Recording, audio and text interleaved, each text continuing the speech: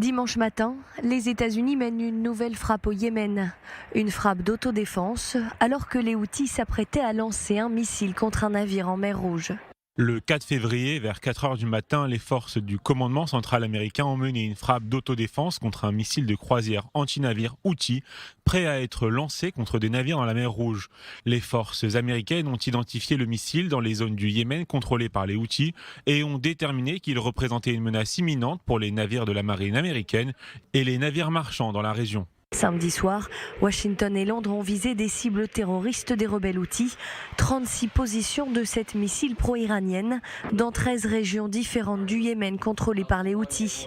Le commandement central américain confirme que des installations de stockage souterraines ont été ciblées, ainsi que des systèmes de commandement et de contrôle, des missiles, des drones, des radars, des hélicoptères, des sites de stockage et des sites d'opération.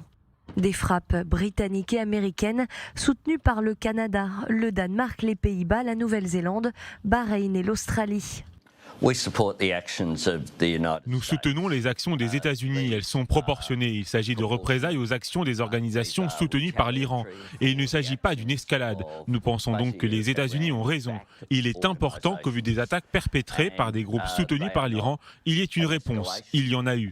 Les Houthis promettent que les bombardements de la coalition américano-britannique ne changeront pas leur position. Ils continueront leurs attaques en mer Rouge tant que la guerre dans la bande de Gaza se poursuit. Nous confirmons que nous sommes sur la voie de la formation pour accroître les capacités et les compétences de nos forces armées et que nous sommes sérieux dans tout ce que nous faisons. La direction politique, lorsqu'elle exécute les ordres du leader, est pleinement consciente que cette bataille n'est pas une bataille pour le gain politique, c'est une bataille pour Gaza. Depuis le mois de novembre, les Houthis attaquent presque quotidiennement les navires en mer Rouge. Ils ont aussi tiré plusieurs missiles en direction d'Israël qui ont été interceptés par les systèmes d'autodéfense israéliens. La milice pro-iranienne assure agir en solidarité avec les Palestiniens de la bande de Gaza.